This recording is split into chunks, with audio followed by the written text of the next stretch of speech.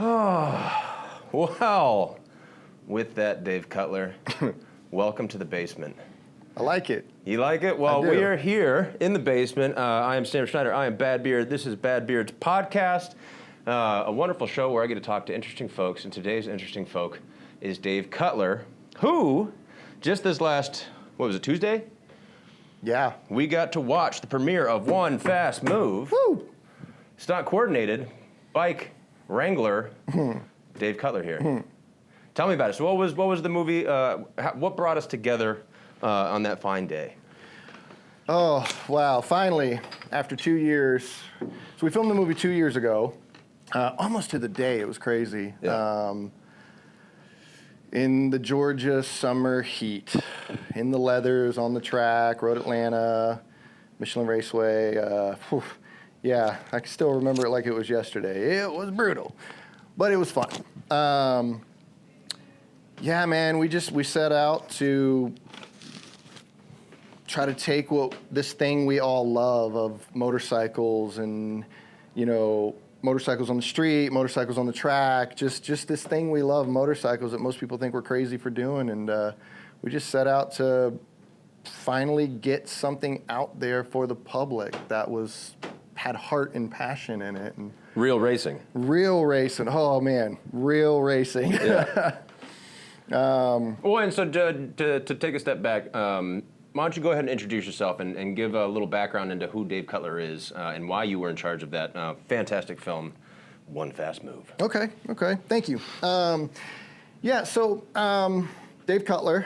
I was an ex-action sports athlete turned into a stuntman for movies and film. The athlete side was, from a little kid racing dirt bikes into street bikes, into racing on track. And then, it just kind of naturally took me into the film industry eventually. Oh, I did go from racing to stunt riding.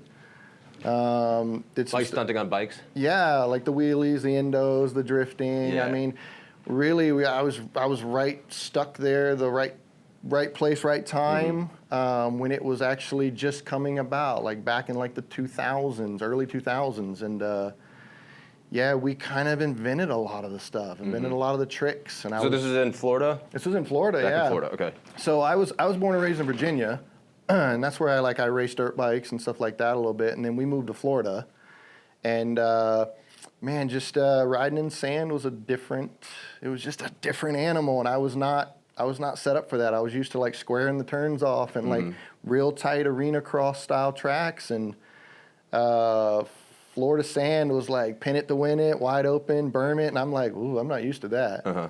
So my dad was like, you want to try something with the most traction? And I'm like, what's that? He's like, street bikes. I went, oh yeah, let's go. Okay, Dad.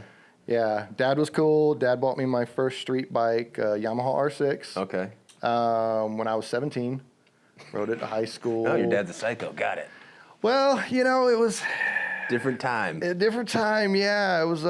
He knew I was pretty good on it. He knew I had a level head. I wasn't gonna be stupid and go real fast. Without being strategic. And the rest is kind of this history. It's pretty crazy. So you went Virginia here, picked up a little more street.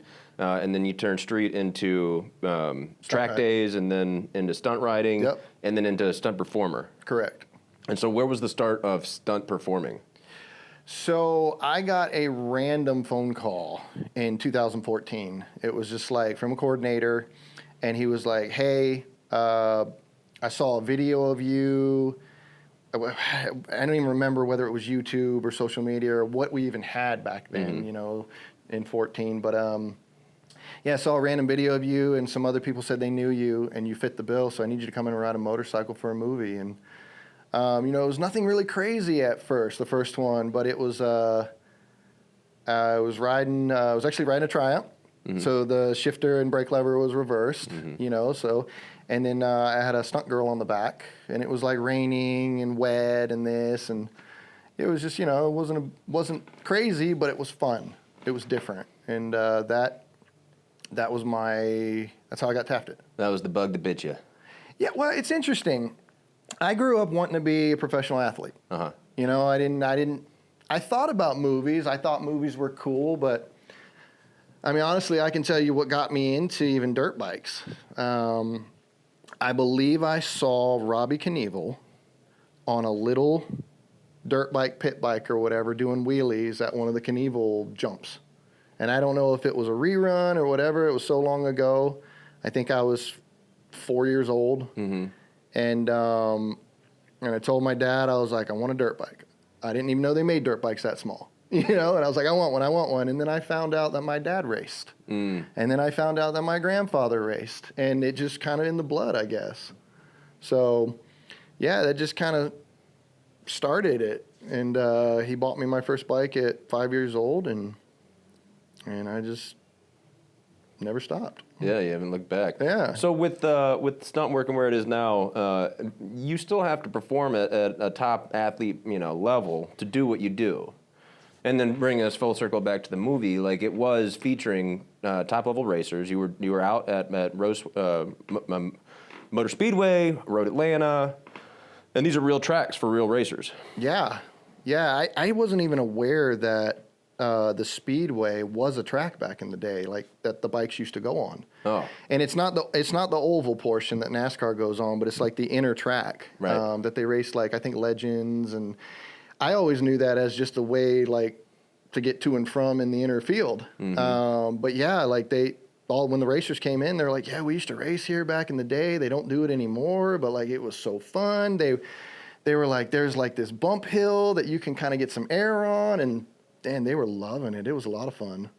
And then Road Atlanta is probably Road Atlanta and Road America, man. In my opinion, those are probably some of the fastest tracks in America for this kind of level of riding. Mm-hmm. Like obviously MotoGP and that's the next step up for these tracks.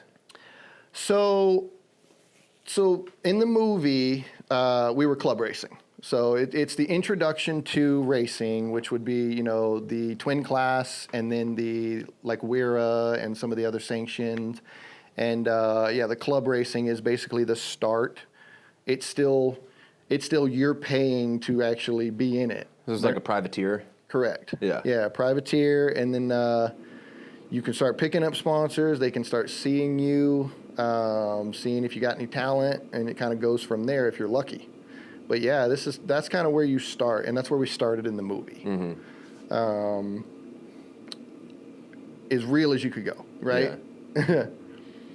Well, and so the story in One Fest Move, mm-hmm. it follows the timeline of was it KJ? KJ Appa, and he's our lead, and he shows up in a town. He's new in town. That he's like.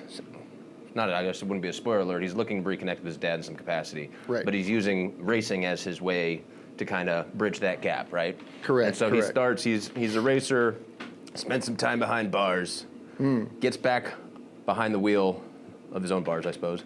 And that's kind of the whole jump off of the film. Like that's what we get to embark on with that? Yeah, he gets in trouble at the beginning of the movie. And on a bike.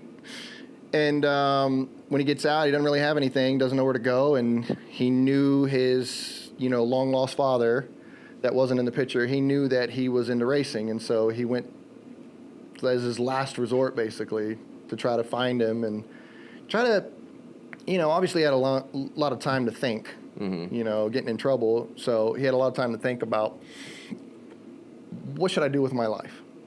And...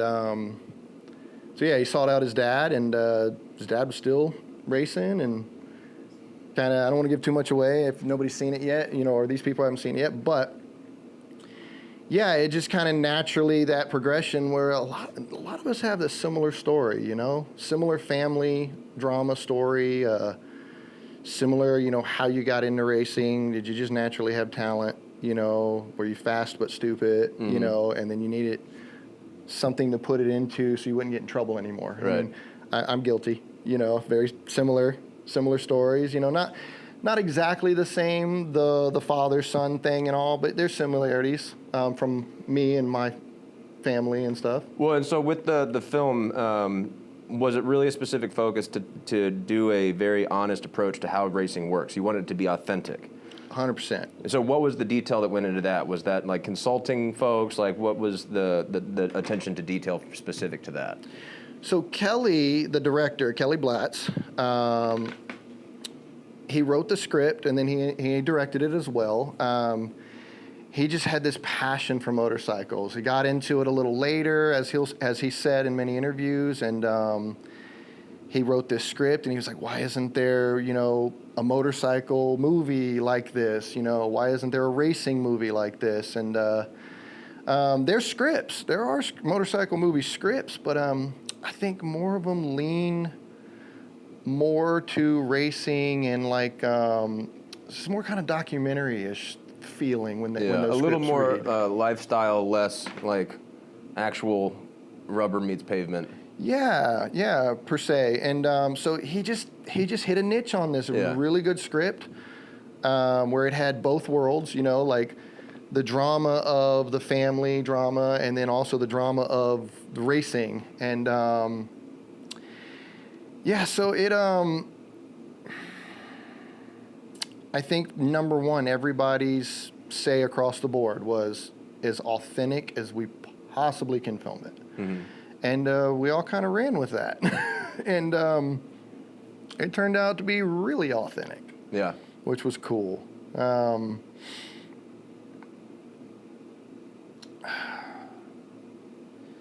I don't want to trail off too much, so help me out with No, I'm curious again. where you're going to take it. So the racers that you had on, you have, you out there are doubling. Right. Who are some of the other names that you have out there that, like, they have the pedigree, they've been in series, like club series and then above it? Like, who are some of the guys?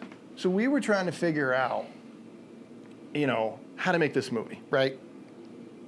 And I always had it in my head from day one, and me and a lot of other people too, mm-hmm.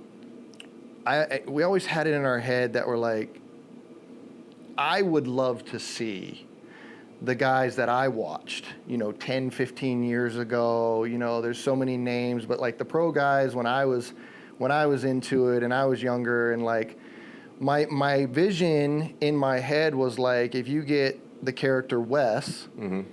passing, the big names that were the champions, like I would just go googly, with goosebumps of seeing those names flash by. So the hardest thing, we filmed it during racing season.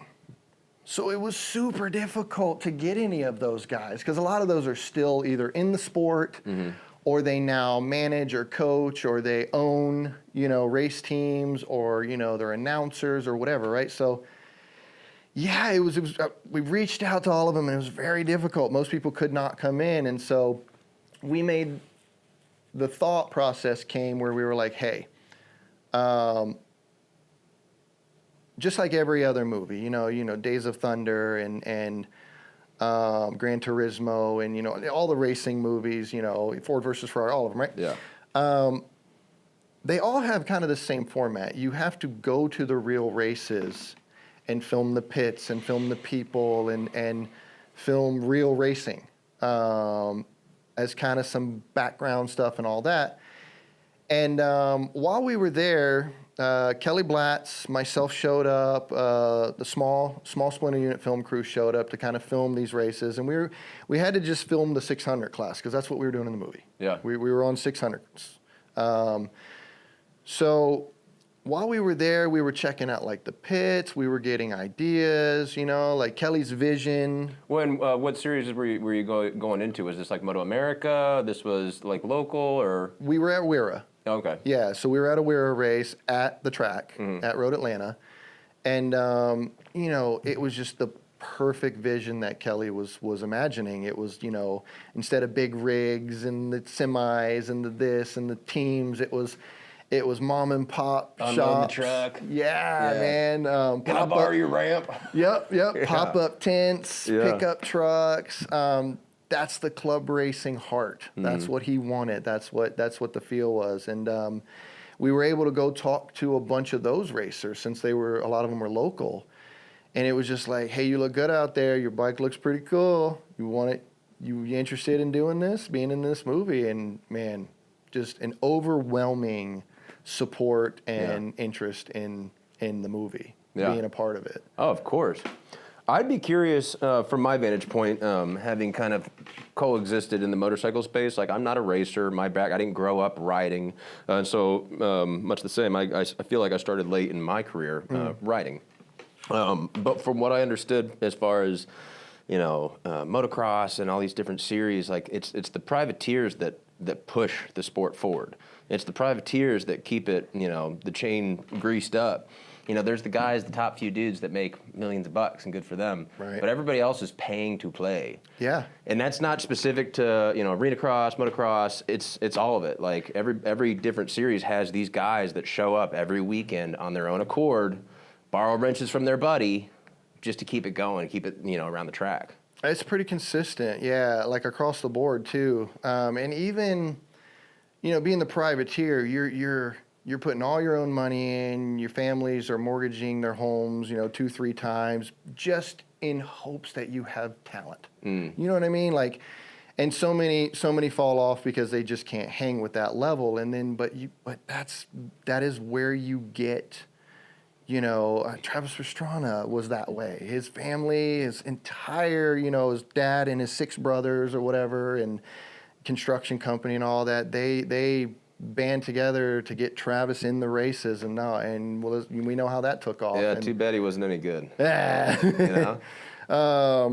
But like that's the privateer, man. Those are the ones you like to watch. Those are the ones you like to root for. It's the Rocky story kind of thing. The underdog, the young gun, all that kind of stuff. And yeah, that's where it starts. That's where this first movie, I'll say,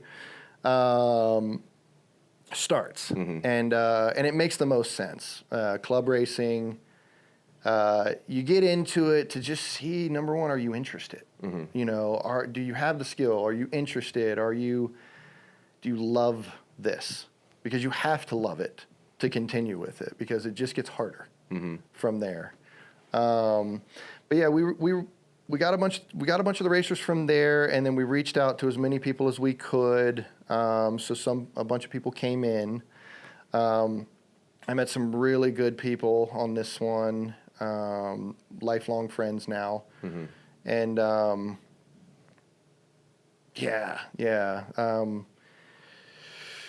was difficult. Yeah. Making this movie was difficult in so many ways. The heat, the time constraints. Hot? What, you think Atlanta's hot? As I'm sitting here, see-through shirt dripping from trying to clean this I've been calling it aquarium. Yeah. My swamp of a basement, yeah. Hey, I like it. It looks cool, but I you do. guys can't smell it. If this was Smell-O-Vision, we'd have a different show. That's not bad. No, it's not bad. You've Not done bad? you've done a really good Okay, job. thank you. I've Yeah. been in worse. There's a lot more work to be done, but and plenty of time to do it. Yeah. But so there's a lot of hurdles and roadblocks, as it were. There was. I mean, just the magnitude of the speed. Just the speed. Like, because, again, we all were in this mindset, authentic. Yeah.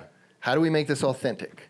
How do we not film this and have to speed it up? Yeah. How do we, put an actor on a bike, really put him on a bike at speeds? How was KJ before the film? Oh, dude, I love that dude so much. And Kelly. We all became like 3 brothers, Yeah. kind of thing. And KJ, I tell you what, KJ comes from Riverdale. He plays Archie from Riverdale, and he's got bright red hair, and he's such a different character in there. And that man came in ready to work. He put the time in, I'm telling you. A year before, if not 2 years before, he started riding motorcycles. And he started learning to ride motorcycles. And the first day they're like, okay, KJ, and it's, we say APA in America, but it's APA, because he's New Zealand. Okay. Australia, New Zealand. Oh, shit, he's got like an accent? Oh, totally. Oh, well, good for him. Yeah. Step one. Yes. So, yes, he I didn't notice that. has an accent, and Wow. he did great. And it was funny. He almost stayed in character the whole time of filming. Yeah. I think to keep that accent Yeah. going and make sure it was Yeah, definitely easier to keep that it buttoned was up. flawless. And I think being around me, I have a little bit of twang, but I try to do pretty good pronunciating. Yeah. To not be my southern twang that I used to have. But I get around my buddy Bill Dixon from Hazard, Kentucky. Yeah. And it kind of comes out. Right out. Yeah. So KJ had a little bit of southern, but mostly just a good American accent, and he did a very good job. But he came in ready. Yeah. That first thing, like, Dave, you're going to get the actor, and we're going to put him on the bike for the first time. He says he knows how to ride. Yeah. And I'm rolling the eyes, and I'm going, "How every actor says that, and they can't do anything." And I rode a scooter in Panama one time. this is the stories. I mean, my cousin had a 125 dirt bike when I was a kid. Yeah. You know what Quads I'm saying? count though too, right? Yeah. And so, but dude, I still said to this day, was so pleasantly surprised. I was so happy. He came in and we put him on, I believe, the Triumph Daytona very first day. It was I think he rode that and the Gixxer 1000. Same day? Same day. Okay. So the first day that he came in, first day we had him to see what he could do. You guys do full leathers? No. Just like hop on, see how it feels. Let's just. I put him in a helmet and I put him in like an over jacket, right? Yeah. Just with a little bit of padding. And I was like in a parking lot. I was like, go down and back. Yeah. And he was great. Down, back, this, that. And I was like, all right, let's work on a couple of cool things. Yeah. Right? Because this is some of the stuff we'll be doing. I said, you're going to need to be able to put the kickstand up and down sexy. Right? Like you've done it a million times. And he's like, I like that, sexy. And I'm like, yeah. I was like, the easiest way, pick it up. I was like, and kick that heel. And he did it, and it looked great, and he does it in the movie, perfect. And the same thing about putting it down, the heel, boop. See, you bring up just doing the kickstand that you look cool versus looking like an idiot. This bike, Frank, I got it on 6 Underground, I believe it was called. It was a Michael Bay movie. And it was another one of those. This is before I was working over here in Atlanta, and so I hadn't dealt with any other coordinators or just actors claiming to ride that do not. Sure enough, the actor, and I don't recall his name. I think he was like a handsome Latin man from somewhere, but he gets on it, he says, "Oh, this is different than I'm used to. I can't find the kickstand." Right. As if it's hiding. Right. And so we had to build an entire piece for him to find, to extend the kickstand out just so he could find it. But that did not stop him from dropping it. Oh, yeah. Twice. Oh, yeah. It's the number one thing, because every bike, the kickstand is different. It's in a different place. It's got a different way. It's got a whole different bracket, everything, right? So I got him on that, and he picked it right up. Yeah. And then the next thing I did, I was like, you're going to need to be able to take off very hot and come in hot to a stop. Yeah. And he loved sliding the back tire to a stop. He loved it. He saw me sliding it around and this and that. He loved it. He picked right up on it. It was so great to see. I was like, we're good. Yeah. I mean, I think we did an hour with him that first day, and I'm like, we're good. That was your initial meeting? That was our initial meeting. Oh, okay, great. I was like, and he came in without the red hair, because the Archie hair, and he was going to dye it, and he came in with the military buzz cut, right? Like shaved head. And they all come up to me just worried. How do you feel about buzzing your hair to match? And I went, oh yeah, in this Georgia heat, I will totally do that. Mm-hmm. So, and when I did it, we looked like brothers. Yeah. It was crazy. Everybody's like, oh my God, y'all look so much alike. And we actually started calling each other brother, on set and this and that. And I was like, this is my younger, better looking brother. How old is he? He's 20. He was 27 at the time. I believe he was 27 at the time 2 years ago. So I think he's 28, 29, somewhere in there. I haven't asked him in a while, but yeah, I think he's around that. So yeah, I'm a little older than him. Yeah, but He's your younger brother. That's all I gotta say. yeah. Younger, better looking brother. Hey man, that's subjective, okay? He came in ready to look the part. Yeah. Oh, dude, he came in with 2 extra abs.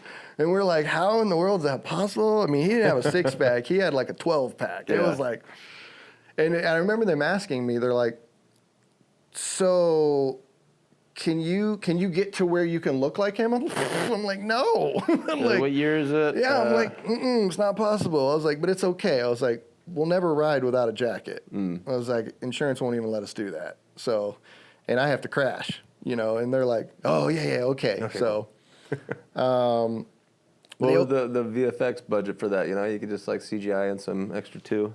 Well, I wish. Can we do that on all my films, please? Yeah. Dad bod.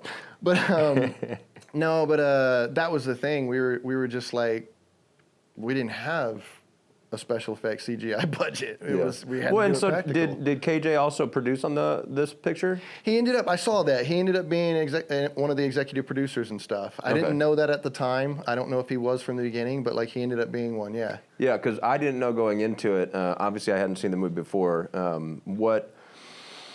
Because to go into a motorcycle, it's such a specific genre to pick, and then to be able to do it, like that's what I like about motorcycles is that it's like you can bullshit all day about riding. You either can or you cannot. Right. And you find out very quickly, or you crash and die. And so for the movie itself to go into that, I didn't know if it was his passion project, and now you hear about Kelly and all that, makes sense. And then to see that he had produced, I was like, oh, maybe this has been their baby for a while, that maybe he was a racer or whatever, but it all makes sense now. Yeah. From what I know is that they had met like a year or so prior. And from what I understand, KJ's first motorcycle, his first ride on a motorcycle was actually the director's, Kelly Blatz. Oh, okay. So Kelly actually said, come over and put him on his bike. And then I believe that KJ has had more like a bobber style bike. And so when he came in, the only difference was... Was it also a Triumph? I don't know. So Kelly's first bike was a Triumph. Okay. And that was the bike that he put KJ on at first, I believe. I don't know as far as the bobber. Don't know if it was a Triumph or if it was more like a Harley. Okay. Not sure. But I knew it was more bobber-ish because the one thing he said, he's like, I'm not used to leaning over and feet, back like the bikes. And I was like, you just take your time. Everything's the same. It's just a little different feel. Mm-hmm. You picked it up good though. A lot of people don't know that the whole like intro of the movie. So after he gets in trouble, and then him venturing to find his father, that's all him. Okay. That's all him riding a GSXR Suzuki 1000, which he loved that bike. No helmet. So it's funny. We had to wait till the last day.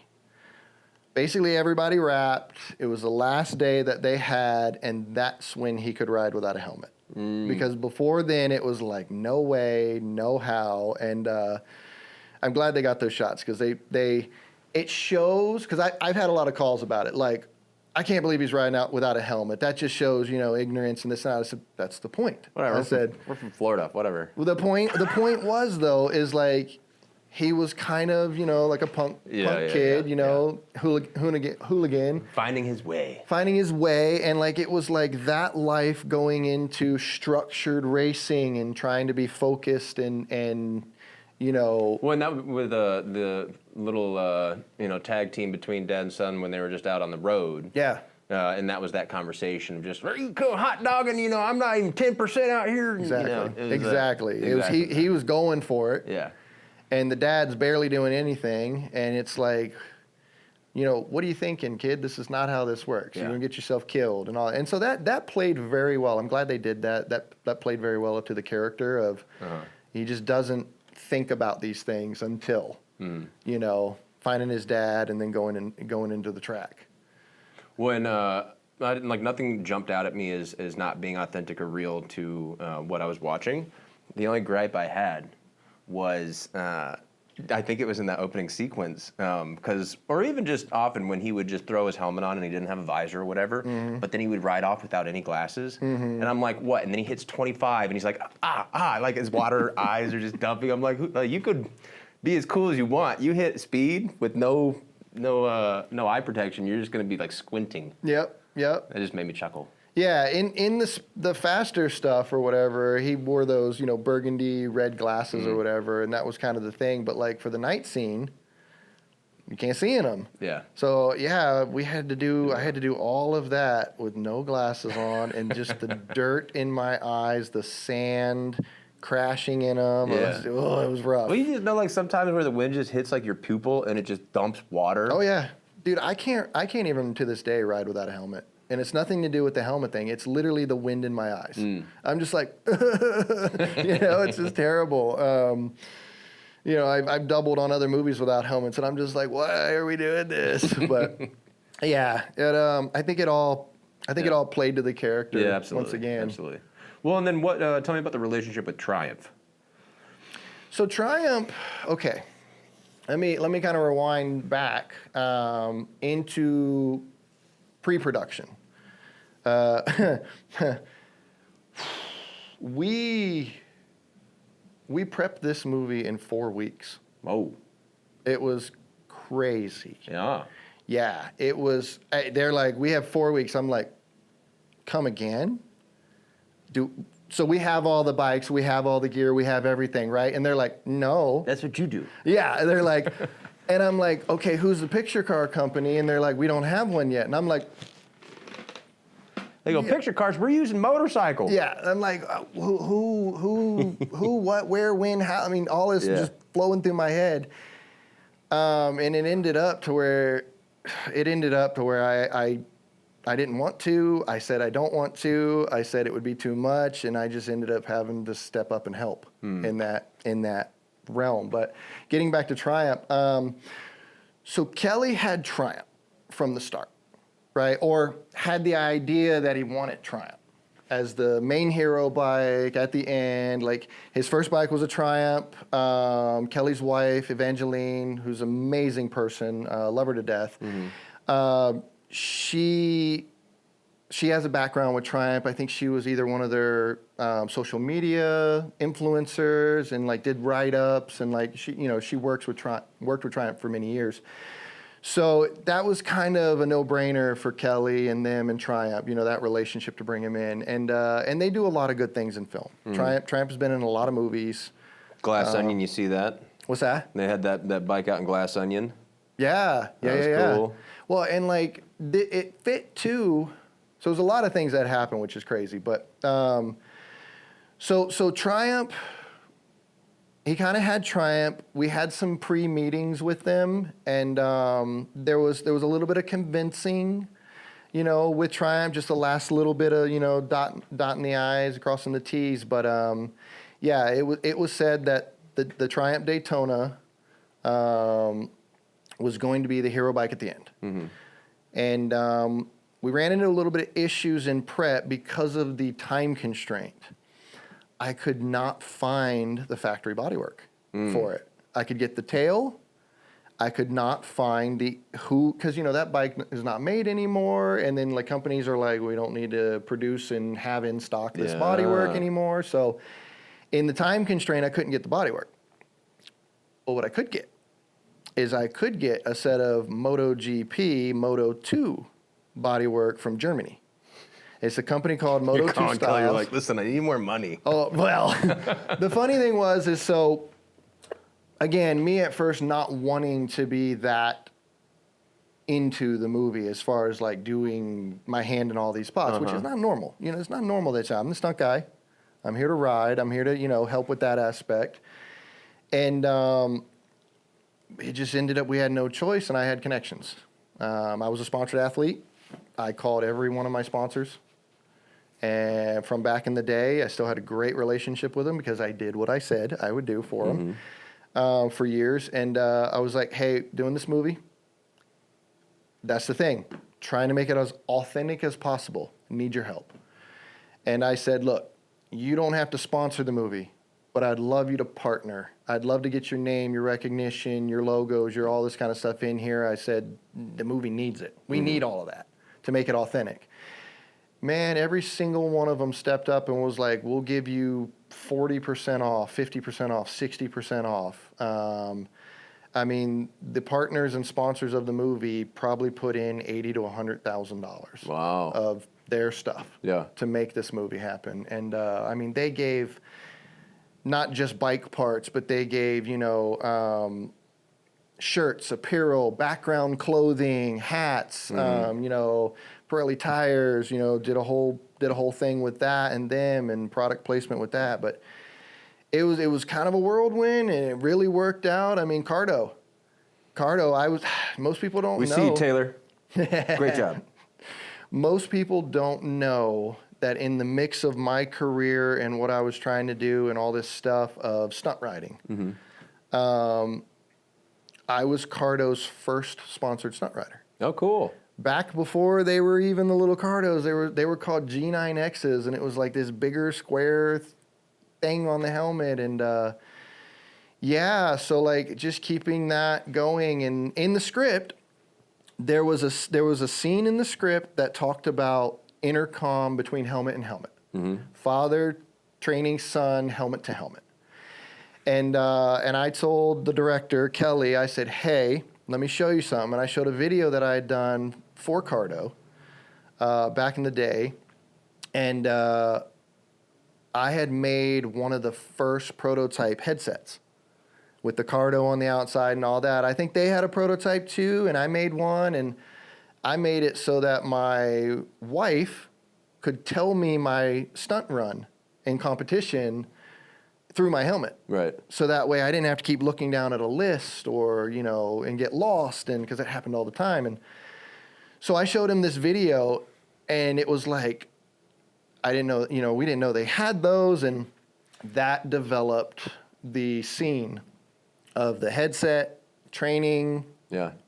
Did he just turn me off? Yep. And it was hilarious. Like it worked out so well. And so that, I just tried to think, not only do I need their help, I need these sponsors and partners' helps for this movie to make it authentic, but also, it was also my way of, I really wanted to repay them for everything that they did for me when I was an athlete. And, maybe I didn't get to do every single thing that I wanted to do that year for them. And so I felt like, I kind of let them down a little bit. And so this was kind of like a little payback, right? And we cool. couldn't have done it without them, man. Well, and it's funny because as you describe, reaching out to some of these sponsors, that is, you talk about authenticity. That's the exact same thing that racers are doing, as they're like hitting up A-stars and going, "Oh shit, brought to you by." Hey.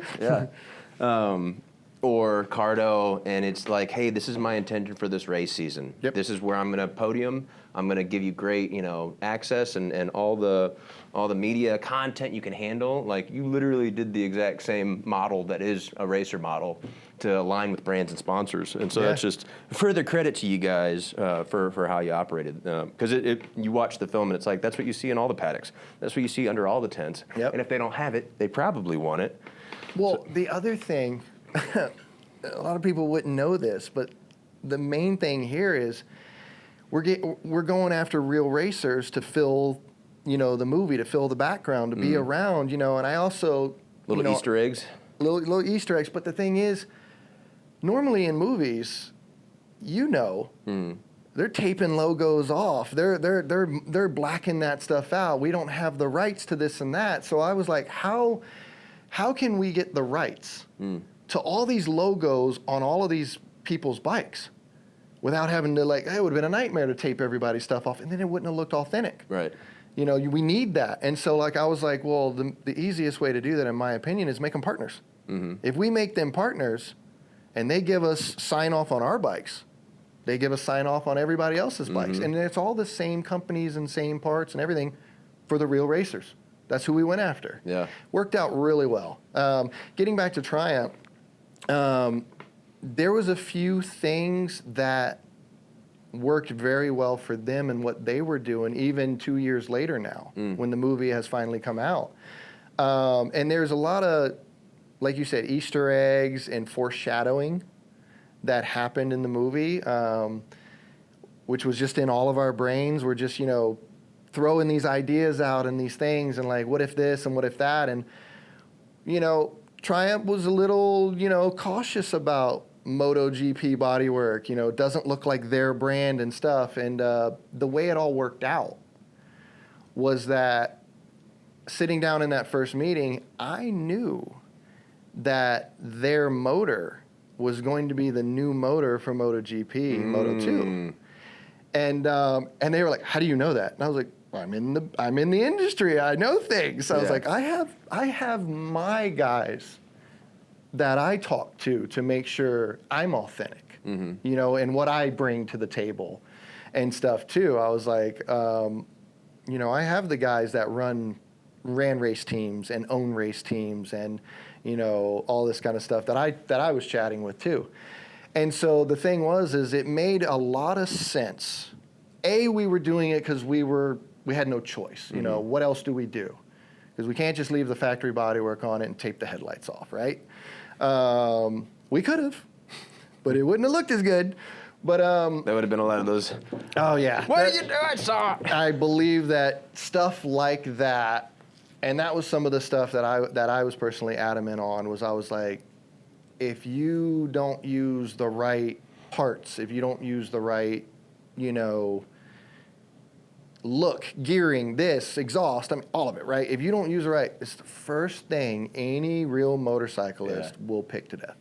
And it'll just kill your movie. You know, the sounds. Yeah. The bike sounds. If you have a V-twin that sounds like a four-cylinder, it turns them off. Yeah.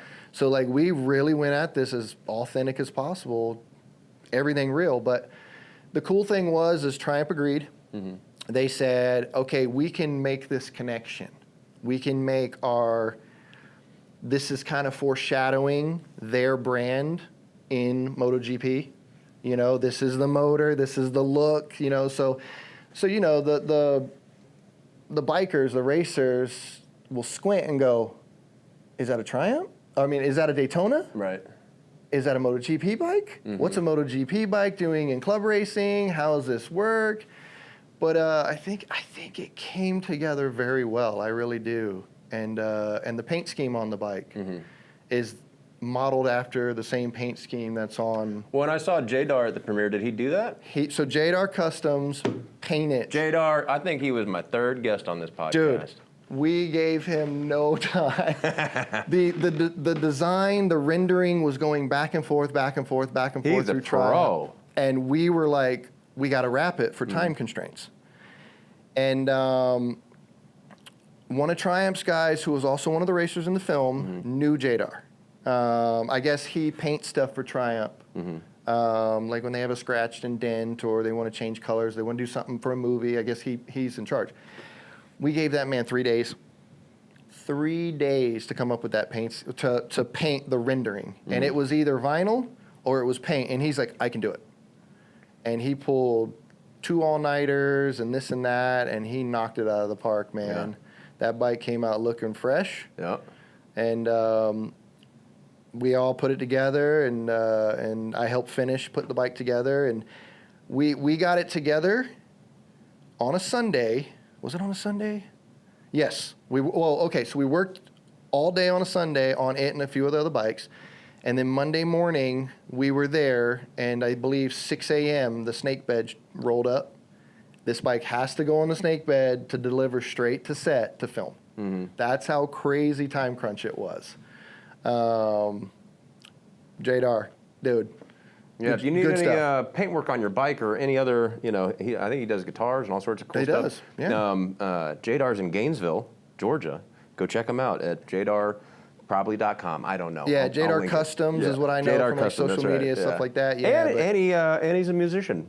He is. Yeah, fantastic musician. Yeah, great guy. Saw him at the premiere again, and we chatted we chatted for a while, and just a great guy. Well, and that premiere was a hoot. I didn't know what to expect, and just as it happens, like you show up, they say, "Hey Sam, you want the microphone?" I go, "Yeah." I was born for this, guys. that was a good time. That was a great job by you, man. I was so thrilled. I was like, "Oh, dude, like." Moving on up. yeah, why not? And then working with Eric Dutch, it's always fun. And then they had prizes for folks. It was funny. I won the 2-day MSF course. Really? Yeah, and then I heard somebody like, yeah, the guy with the carbon fiber helmet needs the MSF course. And I was like, all right, that's actually my seat, so you can give it to somebody else? Yeah. Yeah. He passed it along. Well, so one of the things that I noticed, through conversations over this last year, and then equally, attending Moto America races, seeing these films come out this year, 2 different motorcycle movies. Motorcycles have always been relevant to culture, and in America, it's traditionally Harleys, right, and that kind of scene.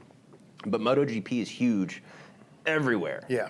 And it seems to be kind of sneaking in here in America more. Like, we didn't grow up with the racers and all those things, where other countries, like, they have their guys, and it's just normal. Well, we finally got a track here. We finally got a track, Yeah. but then also even with speaking back to Moto America, what they're doing with these big bikes, like the bagger racing league and all that stuff. It's finding new fans, and so similar to what you guys are doing with these films, it's showing a side of racing that people aren't really familiar with. Unless you grow up in it, like, you don't happen into a raceway, right? And like you're not going to really cruise through a paddock, because like to a lot of people, motorcycles are so intimidating that even going through a paddock that's generally open to the public, so you can actually be firsthand and experience like, ooh, all this stuff going on. So it's exciting to see all these, new developments for something that's been happening, obviously forever. Yeah, I mean, going back to when I was racing and doing track days and in it and stuff like that, we had the XR 1200 series. It was the Harley XR 1200 series, and it was by Vance and Hines. And dude, like you said, they were a hoot to watch. It was like, that's not the right sound that you should be hearing. That's so weird. You got the bars and the things, and I'm loving to see the King of the Baggers and all that stuff back. I mean, one of the guys that was racing King of the Baggers that year came to be one of the racers. Oh, cool. Michael Barnes. Yeah. Daytona 200 winner, Michael Barnes, and he was doing King of the Baggers, so he was racing and coming in to do our movie. Along with a bunch of other people. There was a bunch of other racers that were racing on the weekend, driving all night to be with us on the weekdays. It was cool. Yeah. But yeah, like all of that is coming back around, and then and that's what the movie. That's what this was about too. I mean, anybody that's ever like really seen racing, like if you didn't grow up in it, you didn't know about motorcycles, you're not a motorcyclist, right? Like you said, you haven't gone to a track. You see it on TV. Well, what do you get to see on TV? You get to see MotoGP on TV, and you get to see like World Superbike. Yeah. Like, yeah, wow, yeah. So either World Superbike or like AMA, Superbike or British Superbike. Like, it's the top, right? It's the highest top of the line. And I'll be honest with you, a kid or even, 20, 30, 40-year-old, whatever, when they see it, they're like, well, there's no way. That's not obtainable. That's the top. Like, there's no way you can get into that, yada, yada. They don't generally know about the start. They don't know about club racing. They don't know about how you would start in the track days and the sanctioned groups. And that was this movie. The movie was like, do we do, Superbike? Do we do this and that? Because they're all on the same track, basically. And it was very much Kelly Blatt's, the director's dream and vision, to start with the heart. Start with, and we all from day one, we said, if this movie does nothing else, if it doesn't come out great because was difficult to film, no matter what happens, but the reason why I personally fell in love with the script and came in with as much passion, heart. Not only is it what I grew up doing, there's a form where we have seen the last 10 years of just the money leaving motorcycles, leaving the sport. And like some has come back and some has gone and some has come back and this and that, but it is not what it was 10, 20 years ago by any means. Making this movie, we all said, if nothing else, if we could inspire the next generation, if we could make people understand, I could actually do that. That's obtainable. And if we could get companies, sponsors, partners, to understand the worth of motorcycle racing, if nothing else, we would be happy if we had some sort of influence with this movie to strike a little bit of something for some money to get back into it, some talent to get back into it, some just you know, Days of Thunder sparked NASCAR. I mean, it was already a thing, but it sparked it, and so did all these movies that since have done their fields. But this was our chance. This was our time to be like. Well, I think it's a bigger conversation because what it's doing is and it's what I think I do in the motorcycle space is I find new riders because I make it a lot more attainable because I take the scary out of it and I just the bar's a lot lower to step over to break into that because new riders equals new racers equals new sponsors and what grows the overall. But it's exactly that, and I think what you guys are doing, it's a hoot, and you did a great job, and just like that little kid, or rather KJ carrying that bike. Yeah. We'll save it. You got to watch the movie to know what I'm talking about. But it was very cute, and it's just reminiscent of real life. When you see the movie, you go, "Oh my God, I want to do that." That's that moment for him. Absolutely, and it's funny. The one thing he asked for was that little bike. Oh, to take away? Yeah, that was. He didn't ask for a Daytona? No. Missed opportunity. So Kelly Blatz, the director, actually ended up with one of the Daytonas. Okay. Which is perfect. Yeah. That should have gone to him. Triumph kept one for their museum, and then Kelly got one. Good. And it's the perfect fit. And my gift to Kelly, from day one, we had gotten an extra Triumph racing suit in. One was for me, one was for KJ. And we had an extra one that didn't really fit anybody, but it was Kelly's size. And they were going to send it back, and I asked the costumer, I said, "Hey, can that be the director's wrap gift at the end of the movie?" And we actually pulled it at the end of the movie, and it's on its way to him right now. Does he know? He does know. He's probably my biggest fan, so he's watching us live. I do believe we're still going on. This is the first time I've done an Instagram live to coincide with the recording. Very cool. So he's definitely tuning in. Oh, yeah. They're all tuning in. Yeah, for sure. KJ's in Spain right now filming. Yeah. So, yeah, he's definitely tuning in with all of them. But, yeah, we pulled a couple of gifts. We pulled a couple of cool things. But, yeah, that suit didn't make its way to him during filming. And when we did the wrap out, last month or last couple of weeks ago, we found it, and I was like, "That's got to go to him." Yeah. And they're making its way to him Cool. right now. So I hope he enjoys that very much because it goes with the bike. Oh, absolutely. Yeah, little things like that. You never know what you'll want, to take away from this and all that kind of stuff. And the production was, the producers and the production was so amazing that they're like, "Yeah, you can have that. Yeah, you guys should get that. Yeah." Knock it off the back of the truck. Right. So, no, they were really cool about it. Yeah. It's been a whirlwind. Well, so the movie just premiered this last week. It's been out for now just a few days. How is the film doing? As of right now that I know of, I literally just got tagged in it about 20 minutes ago. The movie is on Amazon Prime, #1 in the world right now, which is crazy. It's crazy.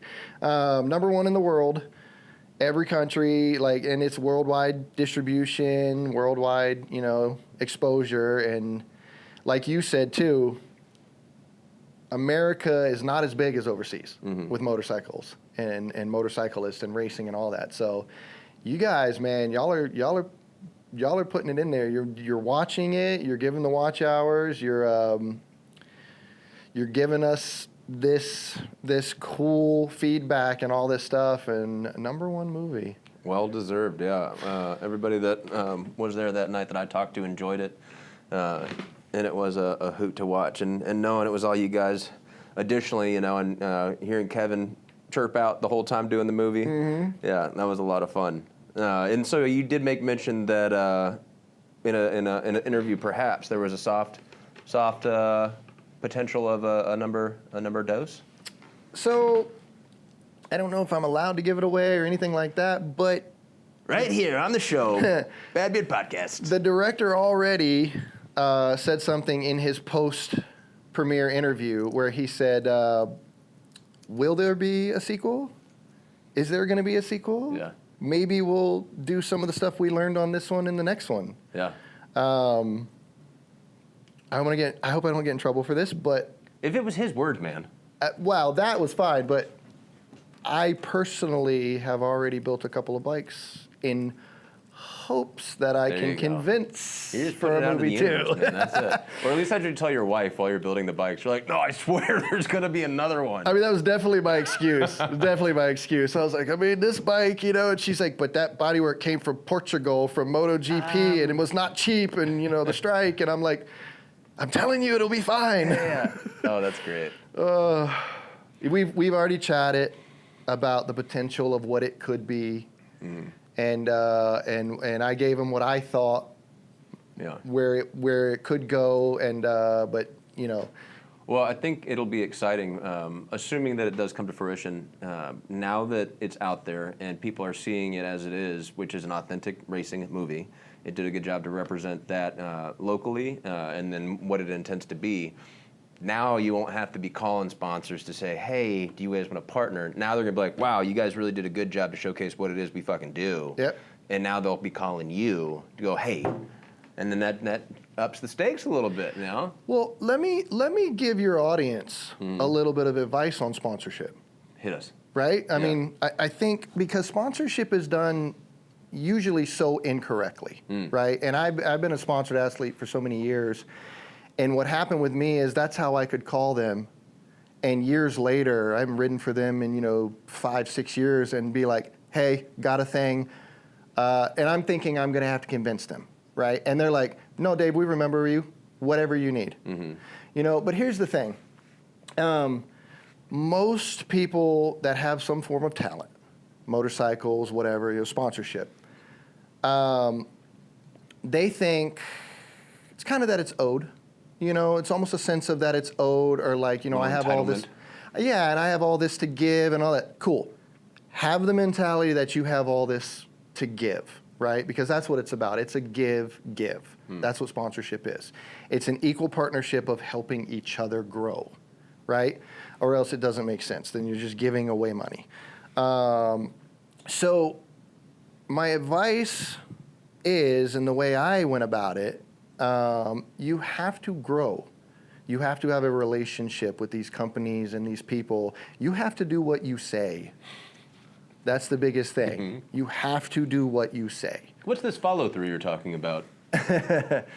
So, and they're normal people. They understand. Like I said there was a few things that I didn't get to do here and there. And I felt terrible about it. And they were like, "Dude, you did plenty." But when you go for sponsorship, and I'm giving away a little secret sauce here, so this is how I did it. This is how this has happened. This is the way I think this should be done, right? When you call a company and you ask for the marketing manager, because that's the one that handles sponsorship and all this kind of stuff, because you are a marketer. You were doing marketing for that company. You were in sales. You were in commercial sales, basically, kind of thing. You're help selling their product, and that's why they give it to you or whatever. So when you call them up, marketing manager, this and that, tell them what you got to offer. Tell them what you this. Don't ask for sponsorship. And I know most people are like, well, then what's the point? What are we talking here? You want to partner with them. You want to here's the thing. Try not to go through life thinking that you can do everything without putting the work in. Life is hard. Everything's hard. Everything's difficult. If it wasn't, everybody would do it. So when you're at the point where you're like, I am ready to try to help these companies or get some help from these companies, partnership, right? Equal. Tell them, hey, would you consider cost? If it doesn't cost them anything, but they may benefit from it, they are much, much more willing to do that. So, especially since they don't know you, they don't know if you're going to follow through, they don't know this. But the first thing that they will do, if you present a good plan. The first thing they will do is they will partner with you, and they will give you cost. You got to be willing to have at least that money to go for it. Mm-hmm. And then as you do what you're saying, you build a relationship with them, and then it's up to them. They can now come back to you and say, well, no, now you've earned this. You deserve this. We like what we've seen, and they just keep going. And that's what I did. Mm-hmm. That's how this happened in this movie when I called, and they're like, anything you want. Yeah. You already did the work. You already did the work. And that's the thing, too. I didn't ask them again for free. Even for the movie. It's a movie. We got budget. Mm-hmm. I just said, help me make it more possible. Mm-hmm. We have this amount of budget. I don't think I can get truly authentic stuff without your help. And man, it was a no-brainer for all of them. They were like, anything you want. Absolutely. We'll overnight ship it. Mm-hmm. I mean, it was crazy. So many good companies. They're in the special thank you at the end. That was amazing for everyone to do, for all the companies in the movie. And take notes, kids. It's just something I could give back that I learned, over the years, and that, I can help you understand, the way that works and stuff. And maybe you won't get a no. That's the same kind of mindset I have with this show. And even as we sit in my waterlogged basement with my computer that is now broken, and it's my birthday, and we're still here. We're still here grinding. Yes, because you got to put the work in, and all the people that I've played with along the way, and all these fantastic conversations and folks I get to meet. It's exactly that. It's just operating at cost. Just right now, it's sweat equity. You're right. And it's a privateer. I'm a privateer. Right? It's the privateer. Yeah. It's you got to do it. Mm-hmm. You got to go for it. You get some help along the way where you can and when you can, and you hope you're good enough. If you have the right talent. If you have enough talent, if you have the thing, the right person will see it, the right person will pick up on it, and they'll come to you. Mm-hmm. And that's how it really, really works. Yeah. Man, this was like my entire life just kind of came into this one spot that I was supposed to be in. And I'm so thankful. It's crazy. I have KJ in Spain filming, literally messaging me. He's posting pictures of us together from set. This doesn't happen. And this is the relationship that we created because of heart, passion to go and make this movie. The director, Kelly, called me. I rushed back from working nights on another show, had like an hour of sleep to get to the premiere and watch it. And, I passed out right after it. So I just forgot to congratulate and call and text or anything. And he calls me the next day to ask me what I thought. And that's the thing. Mm-hmm. The directors don't call stunt guys, Your actor doesn't normally, It's a little more transactional, whereas this was so you feel like, obviously you've had a lot to contend with the last few years. Like we all have, but compound that with COVID. Right. You've really navigated some huge hurdles to then have this film. It really feels like a validation, like a full circle moment for you. That's got to feel huge. Was it the premiere? Was that when you were aware of it, or was it now after the fact where you realize, oh shit? I think it's after the fact. I think it's the premiere was, like you said, it was a hoot. It was a whirlwind. People are shouting names and they're screaming my name and they're laughing because, you didn't even make it one lap and you crashed and, all super good fun, right? But it wasn't until 2 days later that I watched it with my kids, we had fast forward through a couple of things because, they're 13 and stuff like that. But they've also know the business and know me and stuff like that. But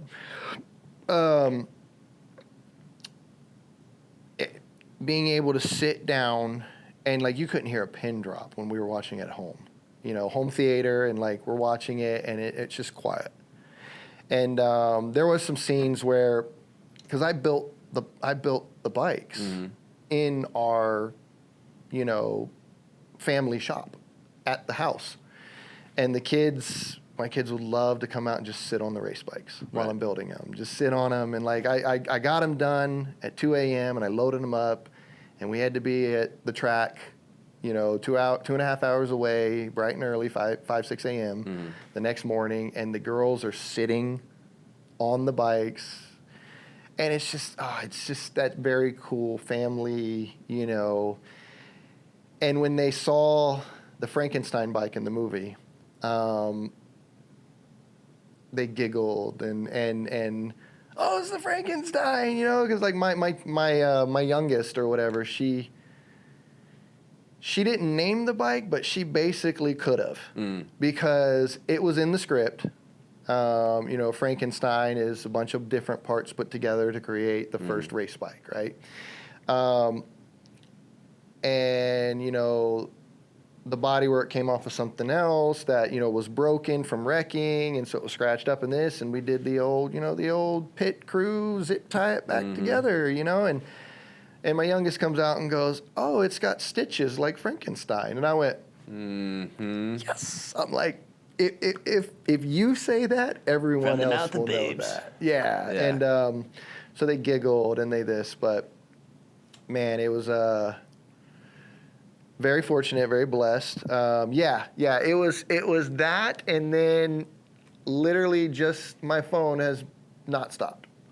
It's in my pocket right now, and I think it's buzzed at least 10 times. It's just everything's coming in, and all this stuff's coming in, and I've never, ever, ever in my wildest dream to expect it recognition at all, or this much, or... Because traditionally, as a stuntman, you're just like, that you're indie number 2. Yeah. Don't recognize you, so you can be indie number 4.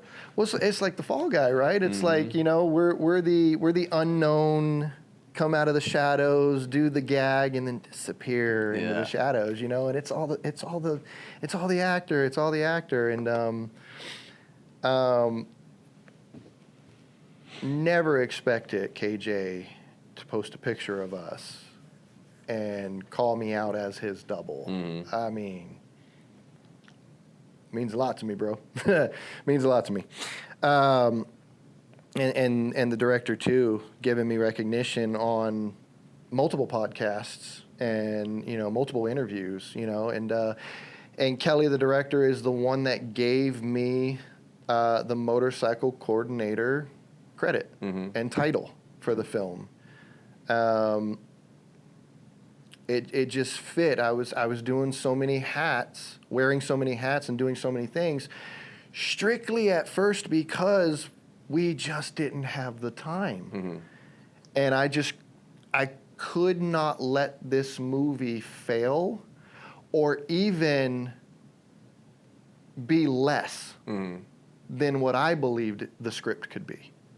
So I went against everyone and all odds and not my job and this and that, and I just did. Sometimes it's my worst enemy, and sometimes it works out.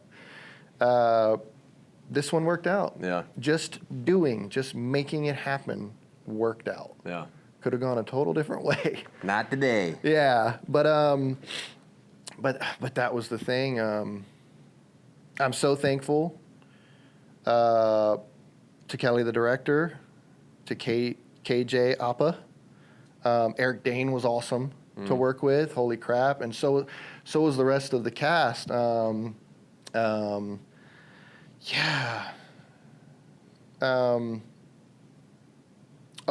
people that introduced us. Rudy Weber. I have big thanks to him. And what was that introduction to Kelly or to this film specifically? So I got a call from Rudy Weber, who was the lead, the overseeing head coordinator of the movie, One Fast Move. I got a call from him, and I've known Rudy, a few years now since I've been in the business and stuff like that, and great guy, and we all have similar friends and people and, stunt driving and all that stuff. And I don't even know how he knew that I was a diehard motorcyclist other than, the stuff at Disney. And, I worked at the stunt show at Disney and stuff like that. So, but random call from him. Hey, I might have this motorcycle movie. And I'm rolling my eyes. I'm like, yeah, they'll never green light a motorcycle movie. Yeah. No, okay, cool. Yeah, call me, let me know. I'd be interested. Yeah. Brushed it off. And then a couple weeks later or a month or so later, another call. Hey, more interest of this motorcycle movie. It might go. Again, okay, and I don't know anything about it, I was like, okay, well, just let me know. Again, brushed it off. And then, a month or so later, hey, this motorcycle movie is going to go. The director wants to meet you. Okay, that's not normal. Cool. And so I believe he gave him my number and he called me. The director called me straight up. And we chatted for like 2 hours. Well, they sent me the script first, Right. sorry. He sent me the script over, read the script. And then the director called me and we just hit it off.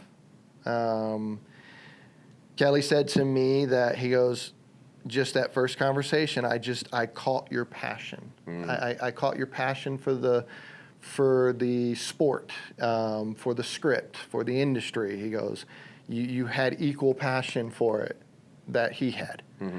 And he was like, that's my guy. And then it was just pure luck that I came in and me and KJ looked like each other. Pretty spot on. Yeah, I mean, I'm taller than him. So that was a big concern. And I was like, How tall is he? KJ, I believe, is just under 6 feet. Okay.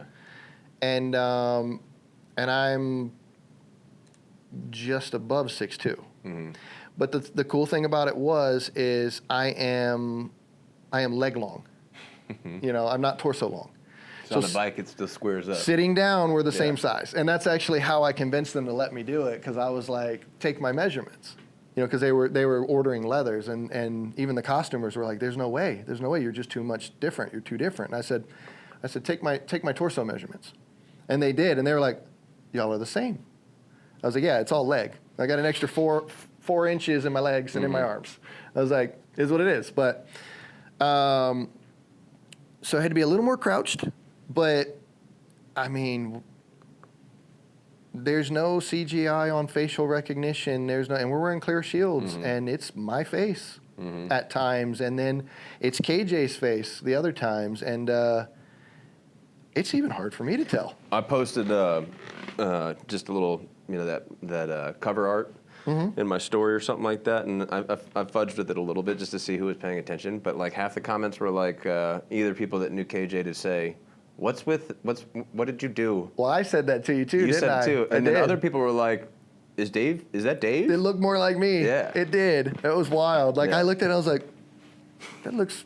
I did some tomfoolery. that looks more like me. And throw this out there. I know it's probably already in the mix and stuff like that, but I think KJ would make a fantastic Hiccup on the real How to Train Your Dragons movie. Oh. When you did the beard and then the hair and because I always thought that I looked like him.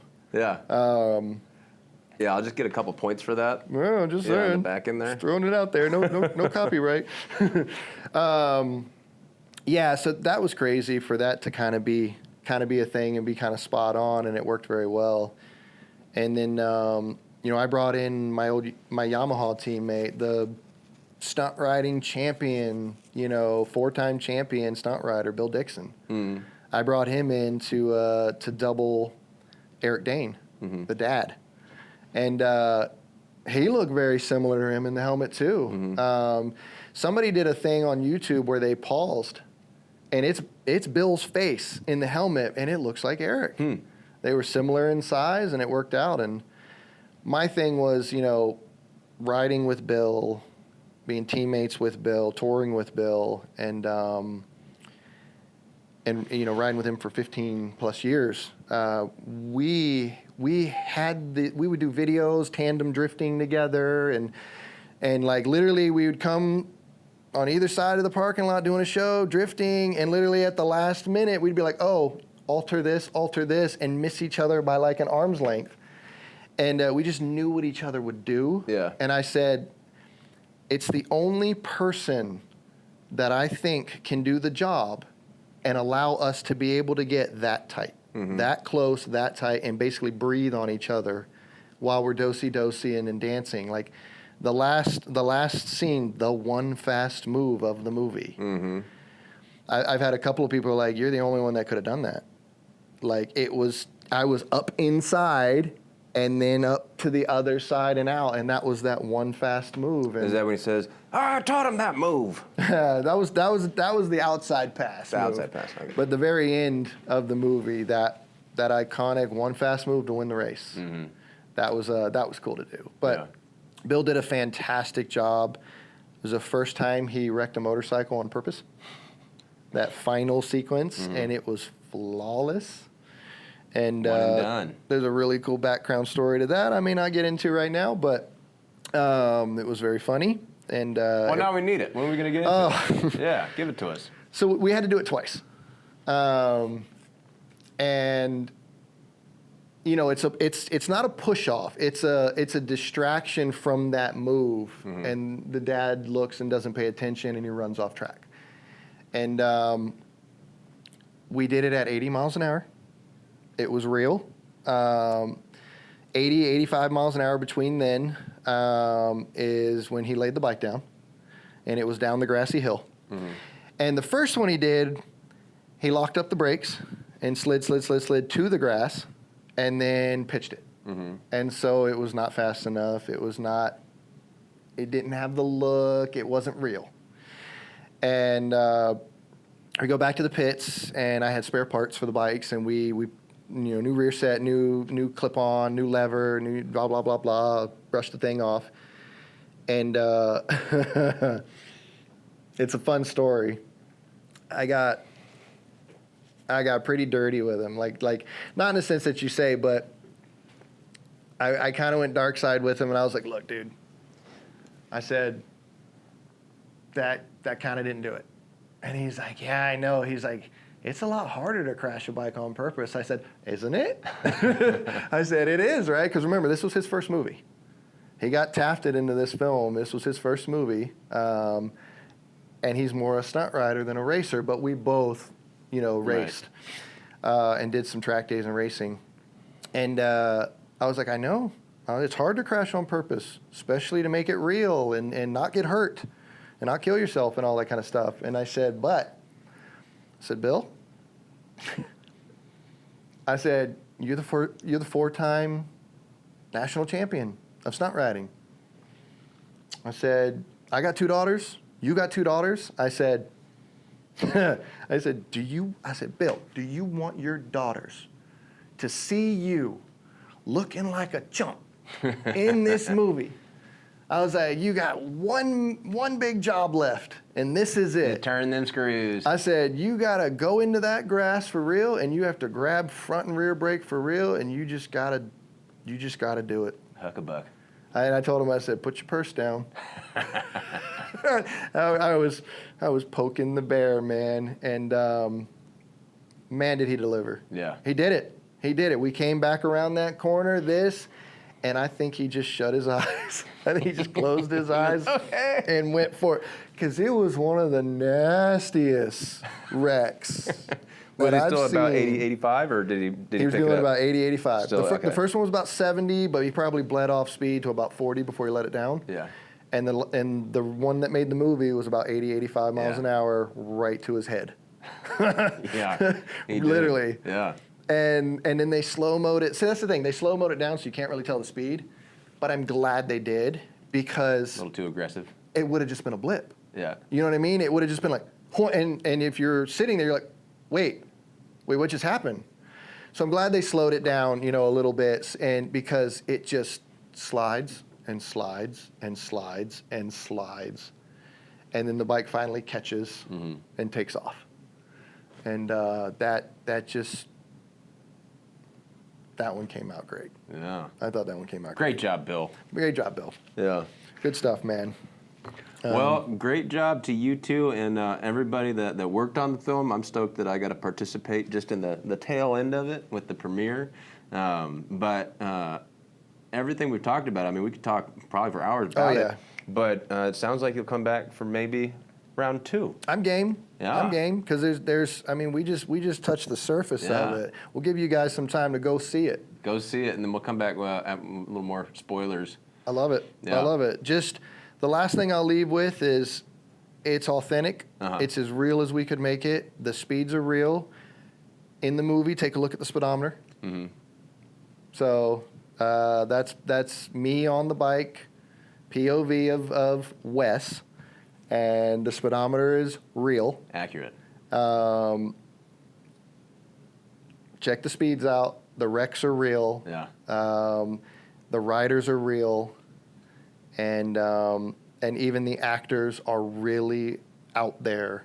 Going for it. On bikes, doing speeds. Yeah. With camera in their face, and we all came together, and I'm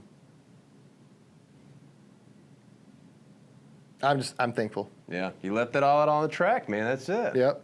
Well, at this portion of the show, I know we've been talking about all the accolades of the film and such. This is your time to speak to anything that you want to bring attention to, maybe a link that you'd like shared or whatever. It's your time to shine into this camera or the wide, your choice. Go watch the film. Heart, passion, blood, sweat, tears. Literally sweat, tears.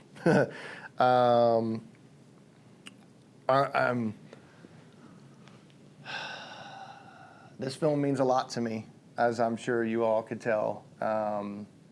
This film was a lot of me, my life. I'm so thankful to the director, the actors, all of them, but the director for giving me this opportunity, for letting me put a lot of my personal self in the movie, like the racing numbers. 27 is my racing number, and the number 7 is my dad's racing number. And the director, Kelly, like a brother to me, man, and very thankful. And he let me do that for my dad. He let me put 7 in there, and then when I started racing, I just put a 2 in front and became 27, and those are the racing numbers for father and son. And that one probably touches me the most. So thank you for that. Thank you, everybody, for sticking with it. I don't really have links and stuff like that right now. No. I'll let it be the movie. Amazon.com. Yeah, Amazon Prime, original movie, worldwide distribution. I mean, go watch it. Got a little bit for everybody. Got stuff for the racers. Got stuff for normal, the general public. KJ's shirtless in a lot of it. Very, very, very shirtless. But yeah, super thankful, guys. Thank you for watching. Thank you for having me on. Absolutely. And cheers to you and everybody that worked for it. And thanks, guys, for watching and tuning in. And we're going to check and see how this live worked out. Maybe this is something that we can continue doing in the future. But I think I'm going to cut this together right now and put it out right now. Awesome. And stay tuned for what we have coming. It's always exciting. It's always different, but it's always awesome. Yee. So until then. Bad Beard. Hey. Oh, invite me to your next premiere. I'm great. MC. Always, right always, here.